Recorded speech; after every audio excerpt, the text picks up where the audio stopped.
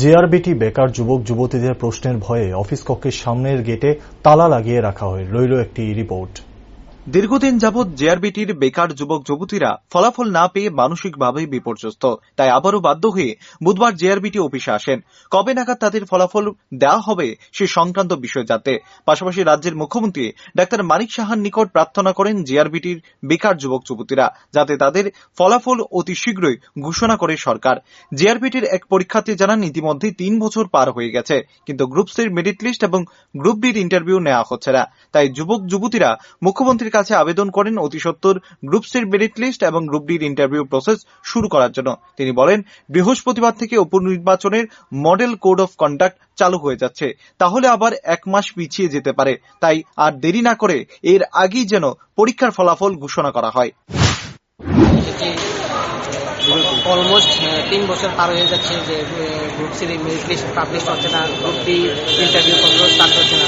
তো আমরা চাইছি মুখ্যমন্ত্রীর নিকট যে উনি যত group C merit list publish করেন এবং গ্রুপ ডি যে ইন্টারভিউ প্রসেসটা ওইটা স্টার্ট করুন। আমরা মুখ্যমন্ত্রীকে এটাই আবেদন করতে গেছি যেহেতু আজকের মধ্যে রেজাল্ট দিয়ে দিয়ে খুব ভালো হবে, কারণ আমাদের কাল থেকে মডার্ন এমসিসি লাগু হয়ে যাবে। যদি রেজাল্ট আজকের মধ্যে না দেয় তাহলে আরো 1 মাস ওয়েট করতে হবে। তাই আমরা চাইছি যে উনি যেত মুখ্যমন্ত্রী স্যার যেত আমাদের আজকের মধ্যে রেজাল্টটা দিয়ে group C merit list publish করবে। অপরদিকে আরও এক চাকরি প্রত্যাশী যুবক জানান, আমরা মুখ্যমন্ত্রীর নিকট আবেদন জানিয়েছিলাম যেন গ্রুপ সি এবং গ্রুপ ডির নিয়োগ প্রক্রিয়া ত্বরান্বিত করা হয়। অন্ততপক্ষে গ্রুপ সির মেরিট লিস্ট প্রকাশ করা হোক। তারপর 2 আগস্ট মুখ্যমন্ত্রী সংকেত দিয়েছিলেন খুব শীঘ্রই ফলাফল প্রকাশ করা হবে, কিন্তু আজকে অবধি সরকারের কোনো হেলদোল নেই। এমনকি কবে নাগাদ গ্রুপ সির মেরিট লিস্ট প্রকাশ করা হবে তার তারিখ পর্যন্ত জানানো হচ্ছে না। তিনি আরো বলেন, সরকারের যদি সদিচ্ছা থাকে তাহলে কেন ফল প্রকাশ করা হচ্ছে না। তিনি আরো বলেন, সরকারের যদি সদিচ্ছা থাকে এবং আমাদের প্রতি যদি সহিষ্ণুতা বিন্দুমাত্র আমাদের প্রতি কোনো দরদ থাকে তাহলে আজকের মধ্যে ফল প্রকাশ করতে পারে এবং গ্রুপ ডির ইন্টারভিউ শিডিউলটাও দিতে পারে। ধন্যবাদ দাদা, আজকে আবার আমাদের বাইক নিয়ে আসার জন্য। দেখুন, গত 29 তারিখ না আমরা সিটি সেন্টার 30 তারিখ যেটাই হোক সিটি সেন্টার সময় হয়েছিলাম, আমাদের মুখ্যমন্ত্রীর কাছে আবেদন জানিয়েছি আমাদের গ্রুপ সি এবং গ্রুপ ডি জেআরবিটি প্রসেসটা যাতে ত্বরান্বিতভাবে তার তড়িঘড়ি শেষ হয় বা আমাদের গ্রুপ সি মেরিট লিস্টে অ্যাটলিস্ট পাবলিশ করা হোক। কিন্তু 2 তারিখ উনি একটা রিপ্লাই যদিও দিয়েছেন, খুব সত্তর উনি বলেছেন আমাদের রেজাল্টটা দিবেন, খুব সত্তর দিবেন। কিন্তু দেখুন আপনারা কি হাস্যকর ব্যাপারটা, আমরা এতদিন আজকে কত তারিখ 9 তারিখ হয়ে গেছে, এখন অবধি কোনো হেলদুল নেই, কোনো একটা রিপ্লাই অবধি আমরা পাচ্ছি না। কবে দেওয়া হবে অ্যাটলিস্ট ডেটটাও আমরা জানতে পারছি না।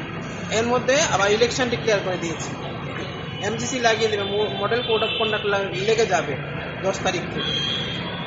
আমাদের রেজাল্টটা আমরা আরো 1 মাসের মতো সেপ্টেম্বর 10 অবধি তো আমাদের ওয়েট করতেই হবে এরকম লাগছে। যদিও আজকের দিনটা সরকারের কাছে সময় আছে, তারা যদি সদিচ্ছা থাকে আমাদের প্রতি, তারা বিন্দুমাত্র সহিষ্ণুতা দেখায় থাকে, বিন্দুমাত্র আমাদের প্রতি যদি দরদ থেকে থাকে, তারা অবশ্যই আমরা তো ওনাদের প্রতি আমাদের আস্থা এখনো আছে যে অ্যাটলিস্ট আজকেও যদি চায় সরকার অবশ্যই আমাদের রেজাল্টটা দিতে পারে এবং গ্রুপ ডির ইন্টারভিউ প্রসেসটা শিডিউলটা দিতে পারে।